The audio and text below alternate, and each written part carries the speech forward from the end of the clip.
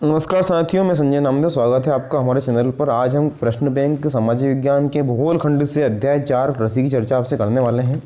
अध्याय 4 कृषि 3 नंबर का हमारा ये पाठ है। इसमें 1 नंबर के जो वस्तुनिष्ठ प्रश्न हैं 2 हैं पूछे जाएंगे और 1 प्रश्न 2 अंक का होगा। इस प्रकार ये हमारा पाठ होगा। अब आगे हम चलें यदि तो यहाँ सही विकल्प चुनकर लिखिए कि बात हम करें। निम्नलिखित में से कौन सी उक्त कृषि प्रणाली को दर्शाता है जिसमें एक ही फसल लंबे चौड़े क्षेत्र में उगाई जाती है? तो इसमें आ जाता है रोपण कृषि। ठीक है। निम्नलिखित में से कौन सी रबी की फसल है? कौन सी रबी की फसल है? मक्का।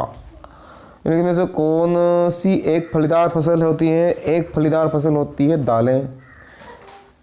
भारत में कितनी जनसंख्या कृषि कार्यों में संलग्न है? तो भारत में जो कुल जनसंख्या है वो 2/3। और अंतिम सही विकल्प हमारा है निम्नलिखित में से भारत में मुख्य खाद्यान्न फसल, तो वो है गेहूँ। सत्य की बात करें तो रोपण कृषि के द्वारा चाय, कॉफ़ी और रबर इत्यादि का रोपण किया जाता है। सत्य है। वर्ष 2015 के आंकड़ों के आधार पर भारत चाय का सबसे बड़ा उत्पादक देश है। सत्य है। इसके बाद हम आगे बढ़ें तो कपास, जूट और प्राकृतिक रेशम भारत में उगाई जाने वाली रेशेदार फसल है, तो ये भी सत्य है।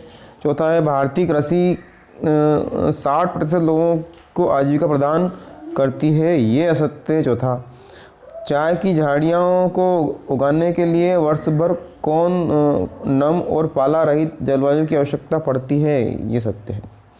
एक शब्द एक वाक्य में उत्तर दीजिए की बात यदि हम करें तो भारतीय जनसंख्या का मूल आधार क्या है? तो जो जनसंख्या का मूल आधार है वो है कृषि। पहले प्रश्न का उत्तर आ जाएगा कृषि। देश के किन राज्यों में चावल की 2 या 3 फसलें ली जाती हैं? तो वो है असम, पश्चिम बंगाल,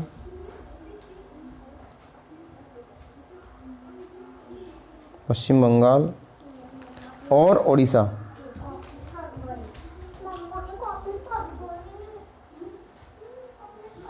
है ना। अगला है हमारा भारत का सर्वाधिक जूट उत्पादक राज्य कौन से हैं? मतलब कौन कौन से राज्य हैं उनके बारे में बताना है। तो बिहार,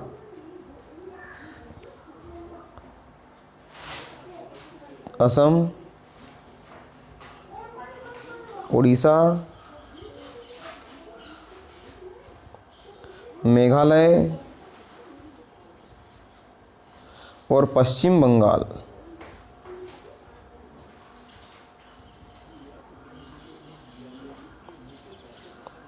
भूमि पर जनसंख्या का दबाव वाले क्षेत्रों में किस प्रकार की कृषि होती है? तो वहाँ होती है सघन जीविका कृषि।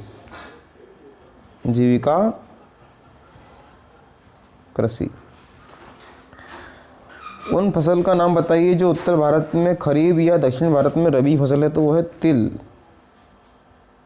की फसल।